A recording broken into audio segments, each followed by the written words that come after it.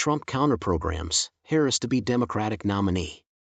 The day's political events to keep an eye on. When the Democratic National Convention in Chicago begins, Vice President Kamala Harris will officially become the party's presidential candidate. As the Democratic National Committee announced, President Joe Biden's leadership and legacy would be the focus of the first night's festivities, which will conclude with a speech by the president. Tonight, Jill Biden, the former First Lady of the United States, and Hillary Clinton, the former Democratic nominee for president in 2016, will both be making speeches. At 9 p.m. Eastern Time, you can catch NBC News exclusive coverage of the convention. Live coverage from Chicago will begin at 4 p.m. Eastern Time on NBC News Now, with special coverage beginning at 6 p.m. Eastern Time on MSNBC.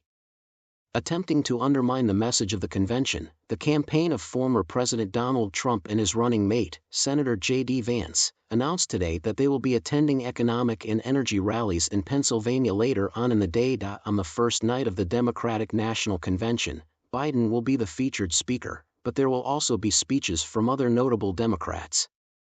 Officials from the Harris campaign have indicated that a number of prominent figures, including Delaware Senator Chris Coons and Georgia Representative Raphael Warnock, as well as Representatives Jasmine Crockett of Texas, Grace Meng, and Alexandria Ocasio-Cortez of New York, and Governor Andy Beshear of Kentucky, will be speaking on Monday.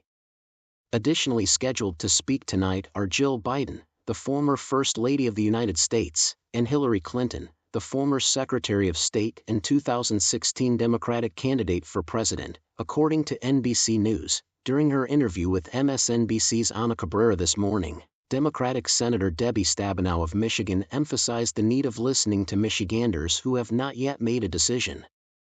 As a symbolic act of protest over Biden's conduct of the Gaza war, over 100,000 voters in Michigan's primary cast an undecided ballot.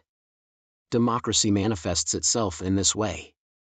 As a result of the Democratic Party's governance, concern, and working to make a difference reputation, she argued, voters are more invested in the party. An NBC News tally of J.D. Vance's public appearances indicates a clear focus on the upper Midwest and a busy travel schedule almost completely separate from his running mates as he nears the conclusion of his almost month-long stint on Trump's presidential ticket.